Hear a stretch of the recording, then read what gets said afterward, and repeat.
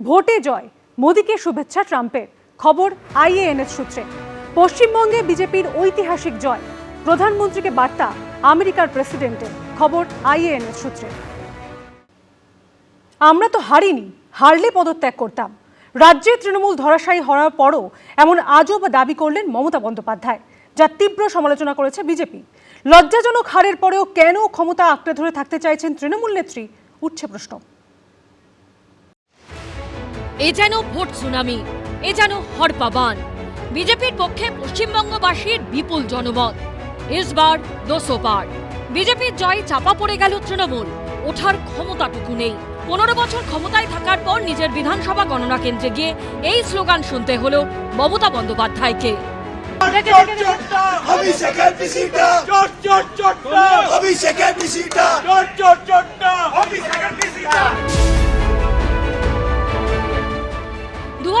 সালে এভাবেই মানুষের উচ্ছ্বাস আবেগে ভেসে ক্ষমতায় এসেছিলেন মমতা বন্দ্যোপাধ্যায়। আর 2026 সালে এভাবে চলে যেতে হলো সেই তাকে।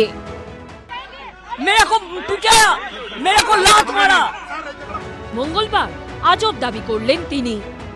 হারলে আমি যদি শপথ দিতে যেতাম তাহলে আমি রেজিগনেশনটা করতাম। এখন তো কোশ্চেন ডাজন্ট অ্যারাইজ। কিন্তু নিজের হার দলের লজ্জাজনক হারের পরও কেন ক্ষমতা আঁকড়ে থাকতে চাইছেন মমতা বন্দ্যোপাধ্যায়? যা সম্ভব নয় তা জেনেও কেন পদত্যাগ করতে চাইছেন না তিনি? গণতান্ত্রিক পদ্ধতিতে কি কোনো বিশ্বাস নেই মমতা বন্দ্যোপাধ্যায়ের? তার এই বিতর্কিত চাঞ্চল্যকর মন্তব্যের জেরে উঠছে প্রশ্ন। কেন, কিসের জন্য? আমরা তো হারিয়ে যে যাবো। জোর করে দখল করে যদি কেউ মনে করে যে আমি কি রেজিগনেশন দিতে হবে, নো, নট দ্যাট। কিন্তু এ কি করে সম্ভব? হারলে হার স্বীকার করে রাজ্যপালের কাছে পদত্যাগ করতে হয়, এটাই তো নীতি, পদ্ধতি, নিয়ম, রেওয়াজ। হারের পর কি মমতা বন্দ্যোপাধ্যায়ের এসবের উপর থেকে বিশ্বাস উঠে গেছে? 2011 সালে মমতা বন্দ্যোপাধ্যায়ের দলের কাছে যখন সিপিএম পরাজিত হয়েছিল, তখন রেজাল্ট বার হতে না হতেই বুদ্ধদেব ভট্টাচার্য রাজ্যপালের কাছে গিয়ে ইস্তফা দিয়েছিলেন। এটাই পদ্ধতি। তাহলে কার্যত গোহারা হারার পরও মমতা বন্দ্যোপাধ্যায় কেন ইস্তফা দিতে রাজি হচ্ছেন না? পরাজয়ের ফলে তিনি কি দিশেহারা হয়ে পড়েছেন? ভোটে জয় পরাজয় থাকবে, তাহলে সত্যিকে সত্যি বলে স্বীকার করে নিতে অসুবিধা কোথায়? যে ধরনের কথা উনি বলছেন সেটাতে উনি নিজেকে হাস্যাস্পদ করে তুলছেন। উনি কিছুদিন ধরে প্রচারের আলোয় থাকতে চাইছেন এইসব ধরনের কথা বলতে। এইসব জোকারির কোনো উত্তর ভারতীয় জনতা পার্টি বা সংবিধানে বিশ্বাস করা কোনো রাজনৈতিক দল দিতে পারে বলে আমার মনে হয় না। 7ই মে বৃহস্পতিবার শেষ হবে চলতি রাজ্য সরকারের মেয়াদ। কিন্তু মমতা বন্দ্যোপাধ্যায় কি করবেন? ভোটের ফলাফল বেরোনোর পরও তার মন্তব্যে বিতর্ক থামছে না। আশাবুল হোসেন, দীপক ঘোষ ও শিবাশিস মৌলিকের রিপোর্ট, এবিপি আনন্দ। তামিলনাড়ুতে হারার পর মুখ্যমন্ত্রী পদ থেকে ইস্তফা দিয়েছেন এম.কে. স্ট্যালিন। অসমে হার স্বীকার করেছেন কংগ্রেসের গৌরব গগৈ।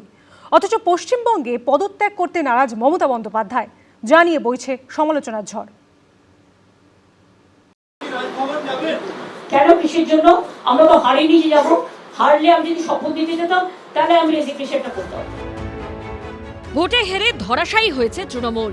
মমতা বন্দ্যোপাধ্যায় নিজেও হেরেছেন, অথচ তারপরও মুখ্যমন্ত্রীর পদ থেকে ইস্তফা দেবেন না তিনি। এই মন্তব্য নিয়েই এখন রাজ্য রাজনীতিতে বিতর্ক। সোমবার তামিলনাড়ুতে শাসক ডিএমকে হেরেছে। সেদিনই রাজ্যপালের কাছে গিয়ে পদত্যাগপত্র জমা দিয়েছেন মুখ্যমন্ত্রী এম.কে. স্ট্যালিন। এটাই নিয়ম, সবাই এটাই করে, যুগ যুগ ধরে এটাই হয়ে আসছে।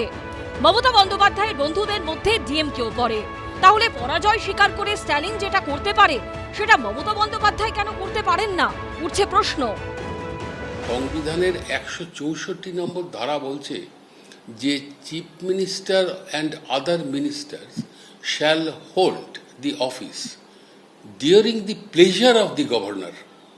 কাজে এই সমস্ত ঘটনামালাকে সাজিয়ে রাজ্যপালের এই অধিকার থেকে যায় যে এই বিদায়ী মন্ত্রিসভাকে ভেঙে দিয়ে আইদার ওই মুখ্যমন্ত্রীকে পুনর্নিয়োগ করা এই কয়েকদিনের জন্য কেয়ারটেকার গভর্নমেন্ট হিসাবে, অথবা দায়িত্বটা নিজে নিয়ে চালিয়ে নিয়ে শপথ গ্রহণের পরে নবনির্বাচিত যে সরকার এলো তার হাতে দায়িত্বভার তুলে দেওয়া। মমতা কি মনে করেছেন যে উনি এরকম বাচ্চা মেয়েদের মতন যে তারা খেলায় হেরে গেলে বলে আর খেলবো না, বা লুডো খেলতে গেলে লুডোর বোর্ড উল্টে দেয়, এরকম করলে পরেই উনি মুখ্যমন্ত্রী থেকে যাবেন? 8 তারিখে তো এমনি ওর বিধানসভার মেয়াদ শেষ হয়ে যাচ্ছে। এটা কি উনি জানেন না? উনি জানেন। আমার মনে হয় উনি ঠিক প্রকৃতিস্থ নেই। আইন বিশেষজ্ঞরা বলছেন, সংবিধানের 172 নম্বর অনুচ্ছেদ অনুযায়ী বিধানসভার মেয়াদ 6ই মে শেষ হবে। 5 বছরের মেয়াদ শেষ হলে বর্তমান বিধানসভা ভঙ্গ হবে। বিধানসভার সদস্যরা আর বিধানসভার সদস্য থাকবেন না। যেহেতু রাজ্যপালকে পরামর্শ দেওয়ার জন্য সবসময় একটি মন্ত্রিসভা থাকে, নতুন মন্ত্রীরা শপথ না নেওয়া অবধি সেই মন্ত্রিসভায় কাজ চালাতে পারে। আগের মন্ত্রিসভা তদারকি সরকার হিসেবে থাকবে। বিদায়ী মন্ত্রী যদি পদত্যাগ করতে অস্বীকারও করে, তাহলেও নতুন সরকার শপথ নেবার পর তার আর কোনো অস্তিত্ব থাকে না। মন্ত্রী হিসেবে নিয়োগের জন্য শপথ গ্রহণ আবশ্যিক।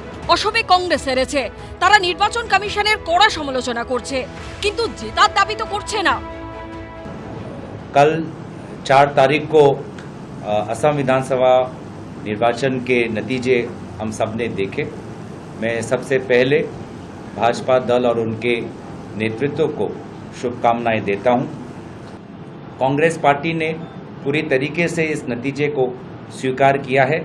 हमारी जितनी सीट विधानसभा में आनी चाहिए वो आई नहीं है, लेकिन इसके पश्चात भी हम विधानसभा के बाहर हम संविधान के बचाव में, लोकतंत्र को के बचाव में, आम नागरिक के हित में हम अपना कर्तव्य पालन करेंगे।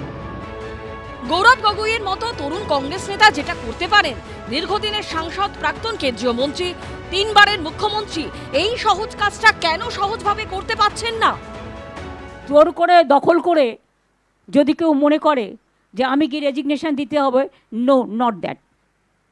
Now also I want to say that we didn't lose the election. It is their forceful attempt to defeat us. Morally I am telling you that we won the election. 24-এ আমরা 12টা সিট পেয়েছিলাম। আমি রাজ্য সভাপতি ছিলাম। আমি হাত জোর করে মেনে নিয়েছিলাম যে হ্যাঁ, ভারতীয় জনতা পার্টিকে জনগণ ভোট কম দিয়েছে, সেজন্য আমরা 12টা সিট জিতেছি। তো এই যে ইভিএম, ইসি, হ্যান ত্যান বলা মানে আপনি বাংলার মানুষকে আরও একবার অপমান করছেন। আর বাংলার মানুষকে যত অপমান করবেন, যত বাংলার সংস্কৃতিকে অপমান করবেন, বাংলার মানুষ ততবার আপনার বিরুদ্ধে ভোট দেবে। এই প্রেক্ষাপটে বিজেপির জাতীয় মুখপাত্র গৌরব ভাটিয়া মমতা বন্দ্যোপাধ্যায়ের এই ছবি পোস্ট করে সোশ্যাল মিডিয়ায় লিখেছেন, স্বাধীন ভারতের ইতিহাসেই প্রথম কোন মুখ্যমন্ত্রী নির্বাচনে পরাজিত হওয়া সত্ত্বেও পদত্যাগ করতে অস্বীকার করছেন।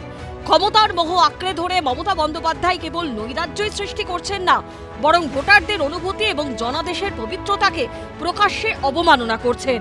এ এক চরম সাংবিধানিক বিপর্যয়। মানুষ তাড়িয়ে দিয়ে থাকে, বারবার হেরেছেন, পুরো রাজ্যে প্রত্যাখ্যান করে তৃণমূলকে, তারপর পদত্যাগ করবেন না। ওনার তো কালকে পদত্যাগ করা হয়েছিল। ন্যূনতম যদি লজ্জা থাকতো তাহলে এতক্ষণ পদত্যাগ করে দিতেন, কিন্তু কি বলবেন, নির্লজ্জতার উদাহরণ রাখছেন তিনি। সে 1 নম্বর নির্লজ্জ ব্যক্তির নাম হচ্ছে মমতা ব্যানার্জি।